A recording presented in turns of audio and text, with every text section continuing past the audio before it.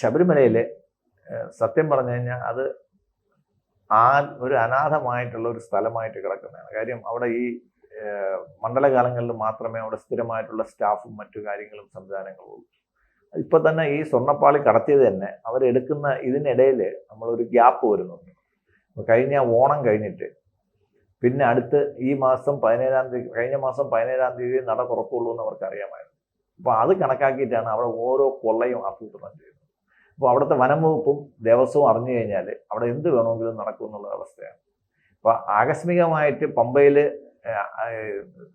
സംഗമം നടത്തുന്നത് കൊണ്ട് അവിടെ ചെന്ന ജഡ്ജിയാണ് സന്നിധാനത്ത് ഒരു മിന്നൽ പരിശോധന നടത്തുകയും ഈ പാളികൾ അവിടെ കാണുന്നില്ല എന്നുള്ള കാര്യം റിപ്പോർട്ട് ചെയ്യുകയും ചെയ്യുന്നത്. അവിടുത്തെ മേൽശാന്തിയും മറ്റു ഉദ്യോഗസ്ഥന്മാരും ആരും ഇത് റിപ്പോർട്ട് ചെയ്തിട്ടില്ല. ഇത് ചെറിയൊരു സാധനമൊന്നുമല്ല, പോക്കറ്റിൽ പൊതിഞ്ഞുകൊണ്ട് പോകുന്ന സാധനം. കൃത്യമാണ് അയ്യപ്പ സംഘവുമായി ബന്ധപ്പെട്ടാണ് അവിടെ എത്തുന്നത്. അതെ, അദ്ദേഹം അവിടെ പോയത് അയ്യപ്പ സംഗമം പമ്പയിലാണ് നടന്നത്. അപ്പോൾ അദ്ദേഹത്തിന് അവിടെ ശബരിമല സ്പെഷ്യൽ കമ്മീഷണർ ആണല്ലോ, ആ ഒരു പവർ ഉപയോഗിച്ച് അദ്ദേഹം അവിടെ പോകുന്ന ആരും പ്രതീക്ഷിച്ചില്ല.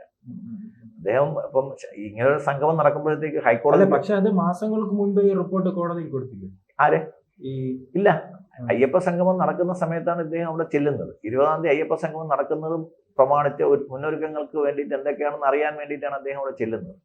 7-ാം തീയതി അദ്ദേഹം അവിടെ ചെല്ലുമെന്ന് ഒരിക്കലും പ്രതീക്ഷിച്ചില്ല.